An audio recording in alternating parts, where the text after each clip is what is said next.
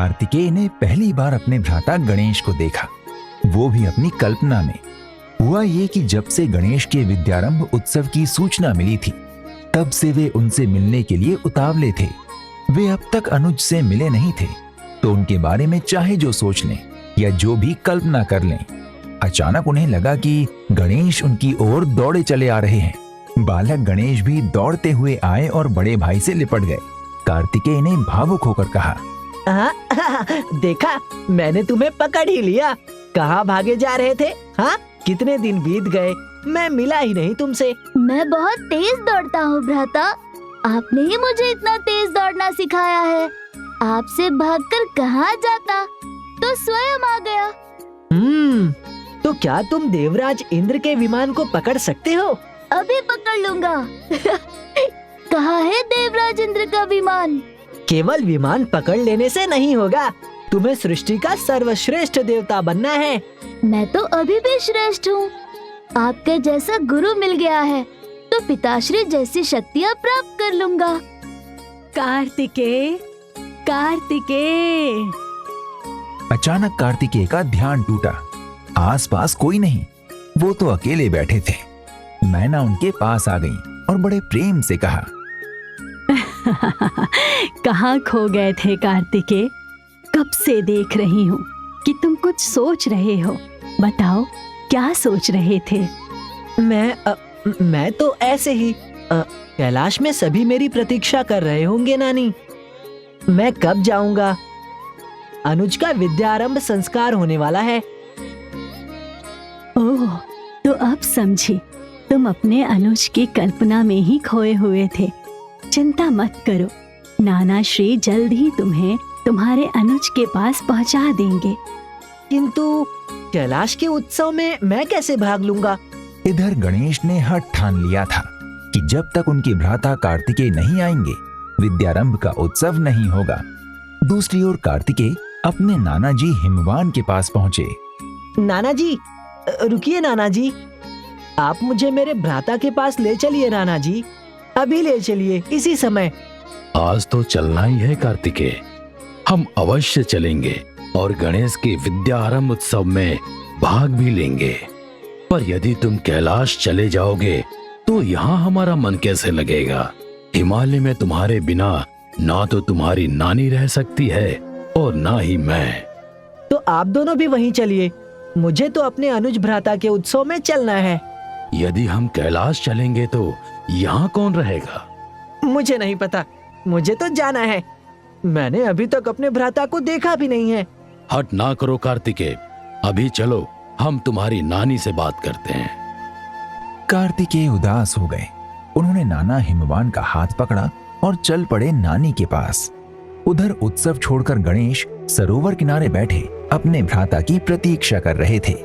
उन्होंने सरोवर के जल में स्वयं को देखा तो अपने आप में बोल पड़े, मैं तो गजमुख हूँ, मेरे भाई का मुख तो ऐसा नहीं होगा। वो तो देव पुत्रों के समान मुख वाले होंगे। वो यहाँ आएंगे तो माताश्री उनको अधिक प्रेम करेंगी, पिताश्री भी उनसे अधिक प्रेम करेंगे। मुझसे तो कोई बात भी नहीं करेगा। मैं ऐसा क्यों हूँ? भ्राता पूछेंगे तो क्या बताऊंगा? वो मुझे पहचानेंगे भी कैसे? मेरे जैसा कोई है ही नहीं। किंतु मैं चाहे जैसा भी हूँ, मेरी योग्यता की समानता करने वाला कोई नहीं है। रूप में क्या रखा है, योग्यता होनी चाहिए। तभी सरोवर के जल में एक बड़ा सा पत्थर गिरा। सरोवर का जल ऊपर तक आ गया।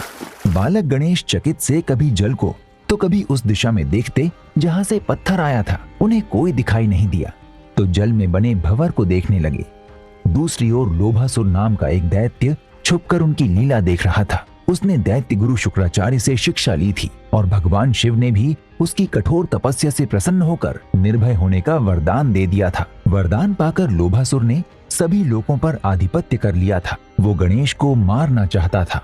उन्हें सरोवर किनारे बैठा देखकर उसने सोचा, आज शिव के पुत्र के अंत को कोई नहीं रोक सकता, स्वयं शिव भी नहीं रोक सकते।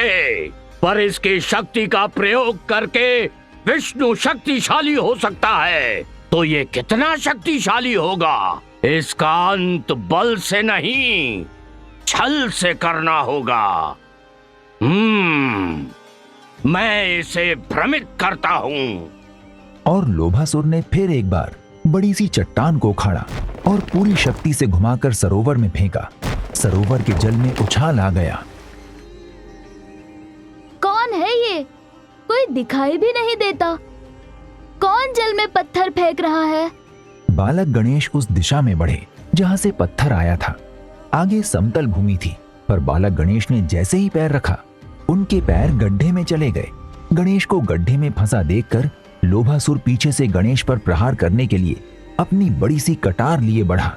जब भी गणेश का ध्यान पीछे की ओर जाता, लोभासुर छिप जाता और अंततः वो गणेश की पीठ तक पहुंच गया और पीछे से कटार चलाया।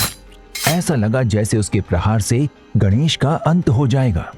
पर तभी कार्तिकेय हवा में छलांग लगाते हैं और लोभासुर को ऐसी लात मारते हैं कि वो सरोवर में जा गिरता है। बालक गणेश ने आश्चर्य से देखा। दोनों की दृष्टि एक दूसरे पर ठहर गई। वे एक दूसरे से अपरिचित थे, तो कार्तिकेय ने बड़े ध्यान से देखते हुए सोचा, कैसा रूप है ये है कौन? तुमने मुझे दैत्यों से क्यों बचाया? मैं तो अकेला ही। वो तो ठीक है भाई, पर तुम तो हमारे जैसे ही बोल रहे हो। तुमने ये गज जैसा रूप कैसे बनाया है? बनाया नहीं, ये ऐसा ही है। पिता के आशीर्वाद से ऐसा मुख मिला है, समझे? मुझे तो कुछ समझ में नहीं आ रहा है भाई। लगता है तुम कोई नाटक कर रहे हो। वैसे यदि मुख तुम्हारे पिताजी ने ही बनाया है तो वे अवश्य ही बहुत बड़े कलाकार होंगे। अरे तुम ये सब छोड़ो, बताओ कि तुम हो कौन? नहीं बताऊं तो मुझसे युद्ध करना होगा।